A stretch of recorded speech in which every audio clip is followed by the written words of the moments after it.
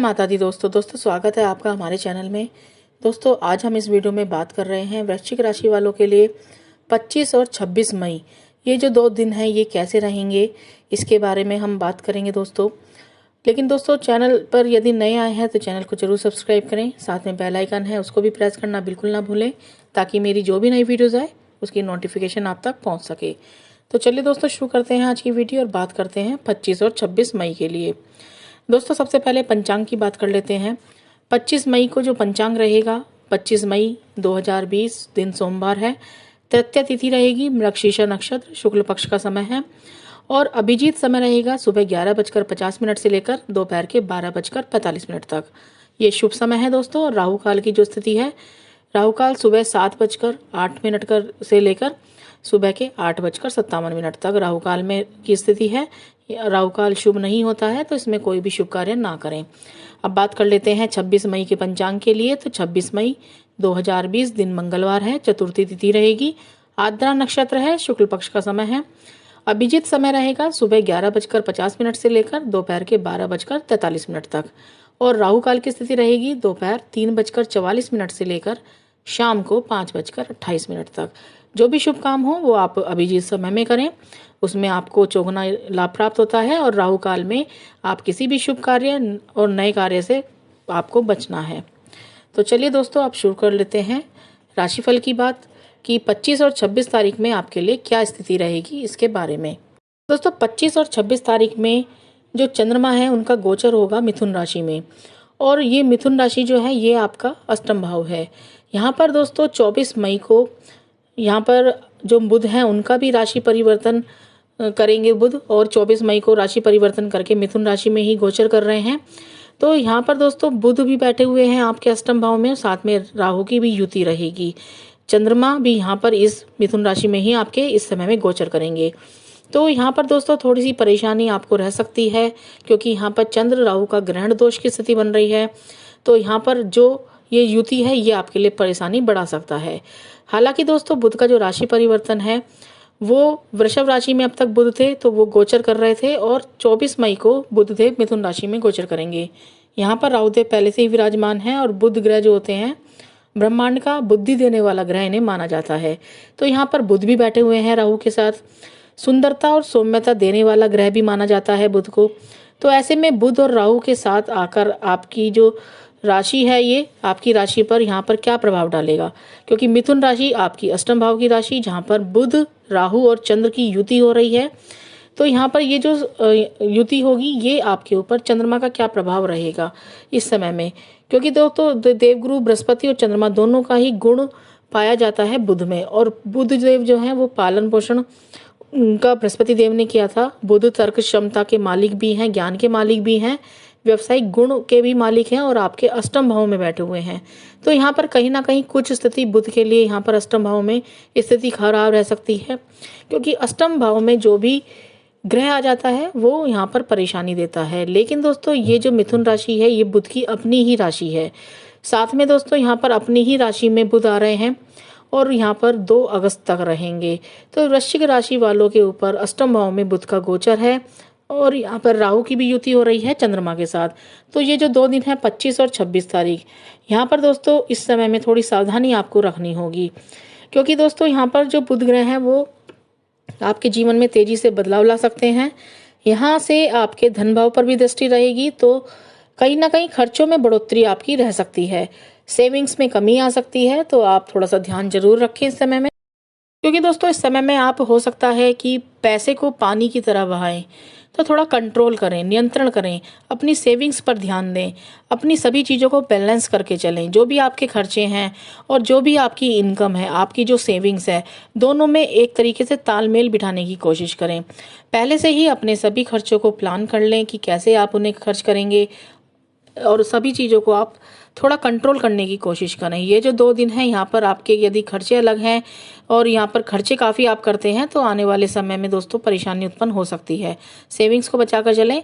अचानक यहाँ पर बुध देव जो है वो लाभ भी दे सकते हैं, क्योंकि बुध जो है वो अचानक से धन प्राप्ति के योग बनाते हैं, अचानक से लाभ के योग बनाते हैं।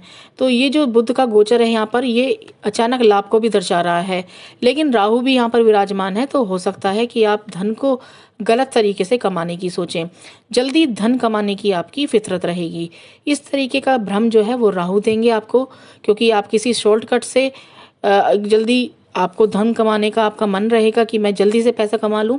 इस तरीके की आपकी जो है वो फितरत रहेगी, सोचने का ढंग रहेगा। तो दोस्तों, इस तरीके की किसी भी गलती से आपको बचना है, गलत तरीकों से पैसा कमाने से आपको बचना है, गलत तरीकों से काम करने से आपको सावधान रहना है। इस समय में आलस्य भी आपका बड़ा रहेगा, क्योंकि यहाँ पर दोस्तों स्थिति जो ग्रहों की है वो थोड़ा सा आलस्य को आपको बढ़ाएगी, जिसकी वजह से आपका मन नहीं करेगा काम करने के लिए। और ये जो समय होगा, थोड़ा सा आप हेल्थ का ध्यान जरूर रखें, क्योंकि यहाँ पर कहीं ना कहीं आपको आलस्य रहेगा या फिर कुछ शारीरिक ऊर्जा में कमी आप महसूस करेंगे। इसलिए इस समय में ये जो 2 दिन हैं, इसमें आप योगा, ये मेडिटेशन वगैरह आप जरूर करें। इस समय में दोस्तों आपकी जो रुचि है वो धार्मिक चीज़ों में अधिक रहेगी, रहस्यों को जानने में आपकी रुचि बढ़ेगी। जो स्टूडेंट्स हैं उनके लिए भी ये जो समय है ये थोड़ा सा परेशानी वाला रह सकता है, कुछ मिला जुला समय रहेगा, क्योंकि बुध का गोचर यहाँ पर हालांकि आपको शुभता प्रदान करेगा, लेकिन राहु की जो स्थिति है वो आपको भ्रमित करेगी। आपका जो मन है वो पढ़ाई में नहीं लग पाएगा, आप बार बार डिस्टर्ब होंगे, या फिर आपको बार बार ऐसा लगेगा कि मैं ये जो चीज़ें हैं ये कल पर टाल देता हूँ। तो इस तरीके का भ्रम उत्पन्न होगा, मन नहीं लगेगा पढ़ाई में। तो थोड़ा सा संभालें इस समय को और अपने जो पढ़ाई पर कॉन्सेंट्रेट करें। खासतौर पर जो नए विषय हैं उनको समझने की कोशिश करें, क्योंकि बुध देव यहाँ पर बैठकर आपको आपके जो पढ़ाई में आपको अच्छी यहाँ पर प्रगति दे रहे हैं, तो उनका सपोर्ट आपको मिलेगा। तो यदि आप मेहनत करते हैं तो यहाँ पर बुध देव की कृपा आपके ऊपर बनी रहेगी। तो पढ़ाई जरूर करें। जॉब करने वाले जो जातक हैं उन्हें इस समय में दोस्तों यही सलाह है कि यदि आपने विचार कर रखा है कहीं पर जॉब को चेंज करने का, या आपको कोई सेटिस्फेक्शन अपनी जॉब से नहीं मिल रहा है, तो अभी ये जो समय है जॉब को चेंज बिल्कुल भी ना करें। आप जहाँ पर हैं वहीं रहें, अपनी नौकरी को करते रहें, अपनी स्किल्स को बढ़ाने की कोशिश करें। कुछ ऑनलाइन कोर्सेज हैं या फिर कुछ आपको टाइम मिलता है तो कुछ अपनी स्किल्स को बढ़ाएं, ताकि आपको फ़ायदा रहे। क्योंकि दोस्तों आपको यहाँ पर ही रहकर तरक्की मिलेगी, तो इस समय में आप जल्दी से चेंजेस ना करें। क्योंकि यहाँ पर दोस्तों जो शनि वक्रावस्था में है और गुरु जो वक्रावस्था में है वो आपको बार बार ऐसी स्थिति बनाएंगे कि आपको ऐसा लगेगा कि मैं अपनी नौकरी बदल लूँ। और यहाँ पर जो इस समय में जो डिसीज़न भी हैं वो आपके द्वारा लिए गए डिसीज़न खास यहाँ पर अच्छे नहीं रह पाएंगे। तो इसलिए थोड़ा सा संभालें इस चीज़ को और अपना जहाँ पर आप काम करते हैं वहाँ पर कॉन्सेंट्रेट करके काम करने की कोशिश करें। प्रेम संबंधों की बात यदि मैं करूं तो प्रेम संबंधों में थोड़ी सावधानी आपको इस समय में रखनी होगी। इस समय में अपने रिश्तों के प्रति आप सावधान रहें। रिश्तों में उतार चढ़ाव देखने को मिल सकता है। घर परिवार पर भी पूरा ध्यान आपको देना होगा, क्योंकि दोस्तों यहाँ पर कुछ अनबन की स्थिति दिखाई दे रही है। जीवन साथी के साथ कुछ परेशानी रह सकती है, किसी बात पर लड़ाई झगड़ा हो सकता है, कुछ मतभेद की स्थिति रह सकती है। तो थोड़ा सा ध्यान दें। यहाँ पर पारिवारिक कलह से आपको बचना है, दुर्घटना से आपको बचना है, क्योंकि चोट फैट के योग बने हुए हैं, तो दुर्घटनाओं से आप बच कर रहें इस समय में। ये जो 2 दिन है दोस्तों, इस समय में कहीं भी आप इन्वेस्टमेंट ना करें। यदि आप कहीं पर लॉटरी सट्टा यहाँ पर इन्वेस्टमेंट कर रहे हैं या फिर कहीं भी आप उसमें पैसा लगा रहे हैं, शेयर मार्केट में पैसा लगा रहे हैं, तो बहुत ही सोच समझकर इस समय में आपको डिसीजन लेना है। ये जो 2 दिन हैं यहाँ पर धन हानि के योग बन रहे हैं, तो थोड़ी सी परेशानी वाली स्थिति रह सकती है, तो सावधानी जरूर बरतें। जिन जातकों की कुंडली में बुध कमजोर अवस्था में बैठे हुए हैं उन्हें इस दौरान ध्यान रखना होगा कि बुध से संबंधित आपको उपाय करने हैं, दान करने हैं, गाय की आपको सेवा करनी है। साथ में राहु की जो स्थिति है वो आपके अष्टम भाव में है, और यहाँ पर अष्टम भाव में ही यहाँ पर बुध भी आ गए हैं। तो यहाँ पर आपकी जो सेविंग्स हैं उनको बचाकर चलना है आपको। यहाँ पर दोस्तों कुछ खर्चे की स्थिति है उसको बचाकर चलना है आपको। तो यहाँ पर उनके उपाय आप करें, राहु के और बुध के उपाय आपको करने हैं। अचानक से खर्चों में वृद्धि हो सकती है, कार्यों में रुकावट यहाँ पर आ सकती है, बने बनाए जो काम है वो आपके रुक सकते हैं। तो इस तरीके की जो चीज़ें हैं वो इस तरीके की बातें आपकी हो सकती हैं किसी प्रकार का फैसला लेना हो तो इस दौरान नुकसानदेह साबित हो सकता है।